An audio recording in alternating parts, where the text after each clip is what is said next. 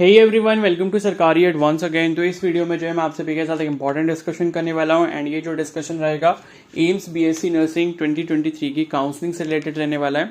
तो अभी जो है ऑलरेडी काफ़ी टाइम हो चुका है जब आपने अपना सर्टिफिकेट अपलोड किया था। आई थिंक 2 जुलाई जो है वो उसकी लास्ट डेट थी जब आपको सर्टिफिकेट अपलोड करना था ओबीसी और ईडब्ल्यूएस के कैंडिडेट्स के लिए। तो अब उसके बाद का जो प्रोसेस है वो क्या रहने वाला है और वो कैसे कैसे होगा, ठीक है। तो पहली चीज तो है कि अभी तक काउंसलिंग से रिलेटेड कोई भी ऑफिशियल नोटिफिकेशन नहीं आया, लाइक स्केड्यूल वगैरह कुछ भी एम्स की ऑफिशियल वेबसाइट पर अभी तक रिलीज नहीं हुआ है। और अभी जो है एम्स पैरामेडिकल का भी जो रिजल्ट है वो डिक्लेयर नहीं हुआ, जो बीएससी पैरामेडिकल का रिजल्ट है। तो मे बी ऐसा हो सकता है कि बीएससी पैरामेडिकल का रिजल्ट आए, उसके बाद दोनों का ही साथ में ऑनलाइन जो काउंसलिंग होनी है उसका स्केड्यूल रिलीज हो, ठीक है। तो अब जो है आपने जैसे सर्टिफिकेट अपलोड कर दिया है, तो जो भी ओबीसी और ईडब्ल्यूएस कैटेगरी को बिलोंग करते हैं कैंडिडेट्स, वो अपने ईमेल्स जो हैं वो रेगुलरली चेक करते रहें, क्योंकि आप लोगों को एम्स की तरफ से ऑफिशियल ईमेल आएगा इस चीज के लिए। मान लो अगर आपका सर्टिफिकेट रिजेक्ट होता है किसी पर्टिकुलर रीजन की वजह से, तो उसमें वो रीजन मेंशन होके आएगा कि आपका ये जो सर्टिफिकेट है, मान लो आप ओबीसी कैटेगरी से बिलोंग करते हो या ईडब्ल्यूएस कैटेगरी से बिलोंग करते हो, तो वो सर्टिफिकेट रिजेक्ट हुआ है due to this particular reason, ठीक है। जो भी होगा कि लाइक आपकी डेट जो है वो आउट ऑफ, मतलब जो उन्होंने जो क्राइटेरिया दे रखा है वो उसके बाहर का है, ठीक है। या फिर मान लो कि वो सेंट्रल इंस्टीट्यूशंस के लिए क्या बोलते हैं वैलिड नहीं है सर्टिफिकेट, स्टेट के लिए ही है सिर्फ।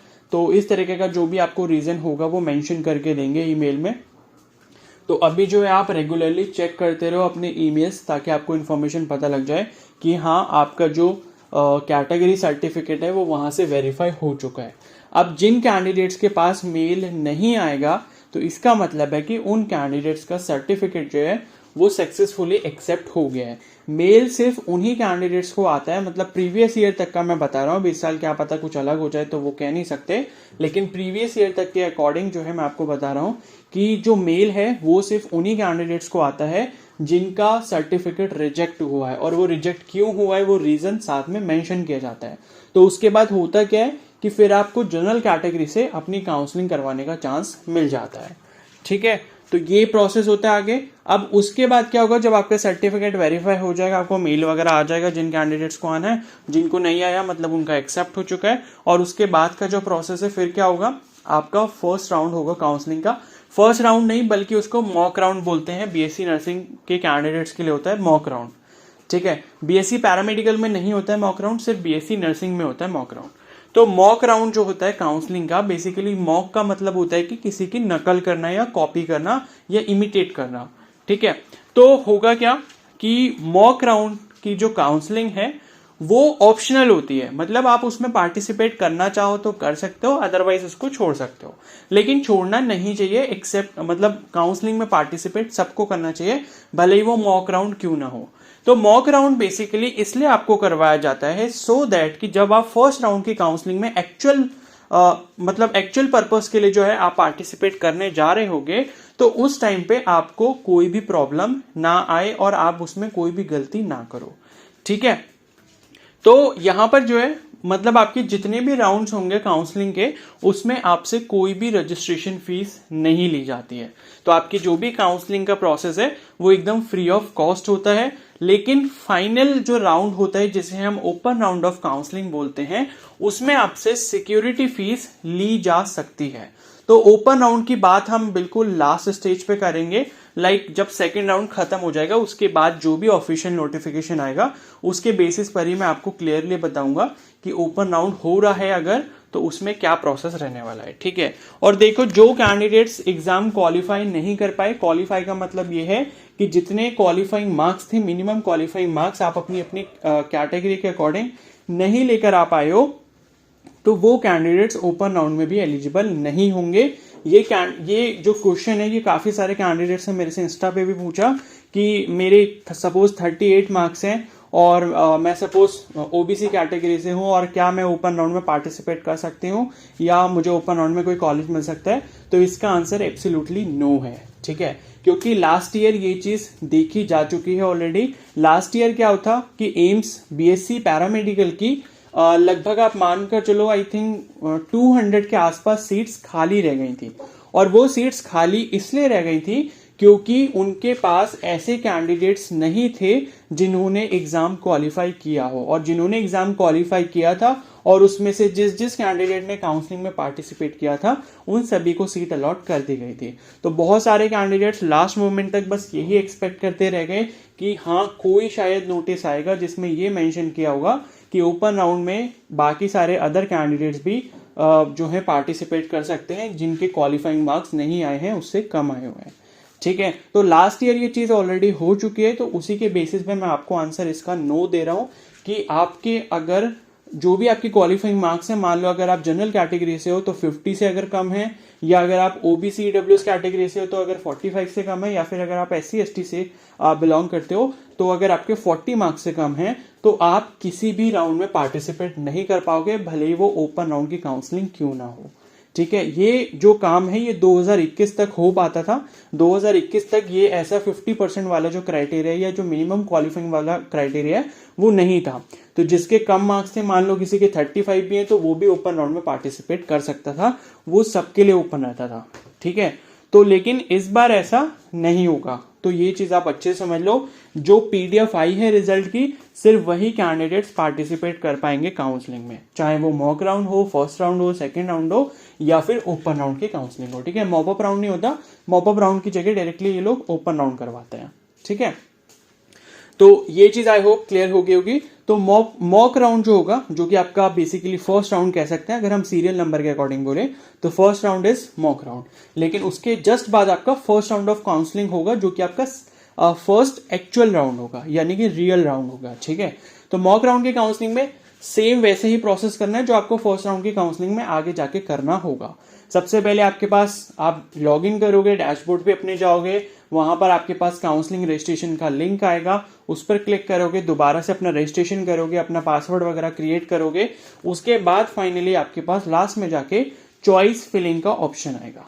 ठीक है, तो चॉइस आपको फिल करनी होंगी, और जितने भी एम्स हैं जैसे कि आप स्क्रीन पर देख सकते हो, टोटल ये 14 एम्स दिख रहे हैं। इस बार एक और एम्स ऐड हुआ है जो कि आपका एम्स बीबी नगर है। ठीक है, तो उसमें जो है आई थिंक 30 सीट्स ऐड हुई हैं, तो वो मिलाकर टोटल आपकी 996 सीट्स है। मैंने कट ऑफ पर भी वीडियो बनाई थी, आई होप आपने वो देख ली होगी।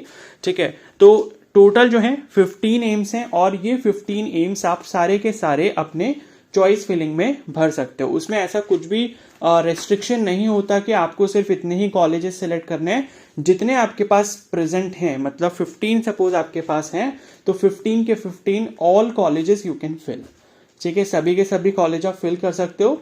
अब कुछ लोग अगर यूट्यूब पर आपसे इस काउंसलिंग के लिए कोई भी चार्जेस मांगते हैं, तो मैं आपसे बोलूंगा कि प्लीज मत दो, अपने पैसे बचा के रखो, क्योंकि इसमें इतना बड़ा कुछ काम नहीं है कि आप इस चीज के लिए किसी को पैसे दो। ठीक है, तो आज भी कोई हिमाचल प्रदेश की काउंसलिंग हो रही है तो उसके लिए भी 1400 रुपीज कोई चार्ज कर रहा था, ऐसा किसी ने अपनी वीडियो में बताया हुआ था, मैं नाम नहीं लेना चाहता।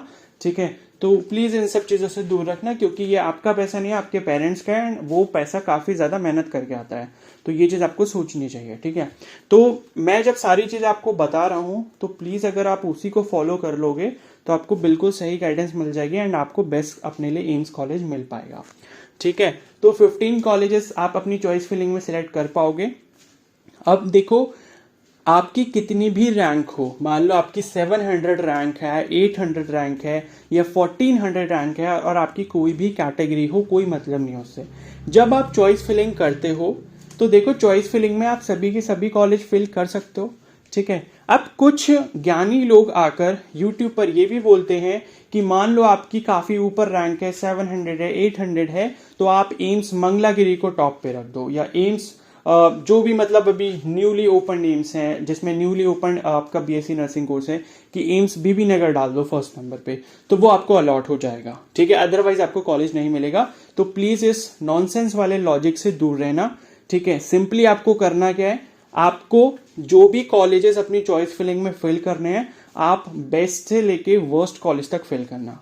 कहने का मतलब यह है कि अगर आपकी 700 रैंक भी है या 800 रैंक भी है, आपकी फर्स्ट प्रायोरिटी एम्स दिल्ली होनी चाहिए। ठीक है, बिकॉज एम्स दिल्ली इंडिया का टॉप कॉलेज है। ठीक है, वो मिले या ना मिले उसको छोड़ दो आप। ठीक है, वो चीज आपको नहीं सोचनी। जो चीज़ मैं बोल रहा हूँ बस आप उस चीज़ को समझो। आपको जो कॉलेजेस सेलेक्ट करने हैं वो ऊपर, मतलब जो भी टॉप कॉलेजेस हैं वो आपके वहाँ ऊपर लिस्ट में होने चाहिए। बाकी जो थोड़े मीडियम रेंज के कॉलेजेस हैं वो आपके बीच में आने चाहिए, और जो आपको लगता है तो थोड़े लो रेंज के कॉलेजेस हैं उनको सबसे लास्ट में रखना है, ठीक है। और दूसरी चीज इंपॉर्टेंट ये है समझना कि जब आप चॉइस फिलिंग करते हो तो प्लीज कोई भी ऐसा कॉलेज मत सेलेक्ट करना जिसमें आप नहीं जा सकते या घर वाले आपको नहीं भेजेंगे, क्योंकि बहुत सारे कैंडिडेट्स के साथ ये इशू रहेगा कि सपोज आप नॉर्थ इंडिया से बिलोंग करते हो और आप साउथ के कॉलेजेस में नहीं जा सकते, ठीक है। जैसे मान लो कि एम्स मंगलागिरी है, वो इधर हैदराबाद की साइड है शायद, ठीक है। तो आप अगर कोई इधर रहता है, मान लो कि दिल्ली साइड रहता है या फिर उत्तराखंड रहता है या हिमाचल रहता है, तो अगर आपके लिए वो पॉसिबल नहीं है वहां तक जाना, तो प्लीज आप उस कॉलेज को सिलेक्ट मत करना। क्योंकि अगर आप उस कॉलेज को सिलेक्ट करते हो अपनी लिस्ट में और अगर वो आपको मिल जाता है तो फिर आप अगर एडमिशन नहीं लोगे तो ऐसा कुछ क्राइटेरिया है कि शायद आप सेकेंड राउंड में पार्टिसिपेट फिर नहीं कर सकते, ठीक है। और उससे होता ये भी है कि दूसरे कैंडिडेट को अगर सपोज वो सीट मिलने वाली होगी तो उसकी सीट भी खराब हो जाती है। तो प्लीज ये चीज मत करना, ठीक है।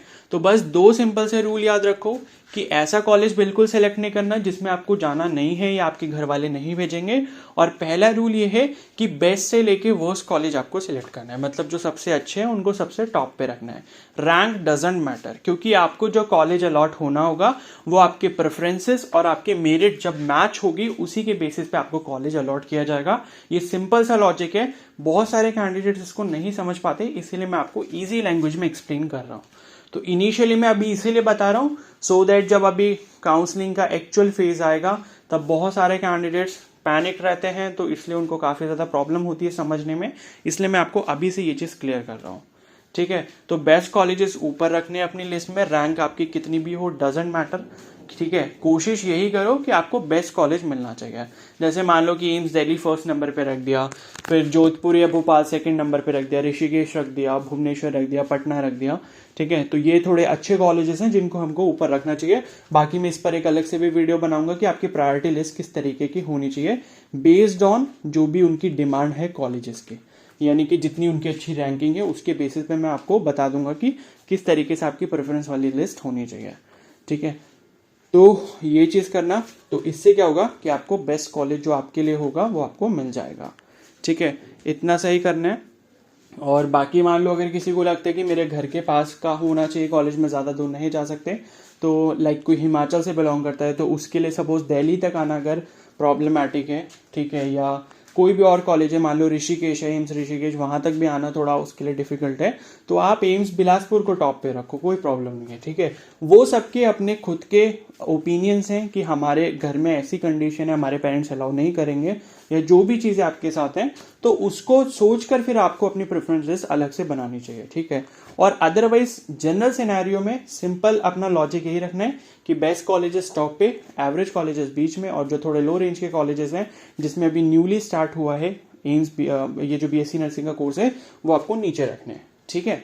तो ये चीज़ आप अच्छे से समझ लो। तो इतना ही है, बस आप चॉइस फिलिंग करोगे, फिर देखो उसके बाद वहां पर ना लॉक करने का ऑप्शन आता है, और वो जब आप लॉक कर देते हो तो लॉक करने के बाद ना आप अपनी चॉइसेस को चेंज नहीं कर सकते।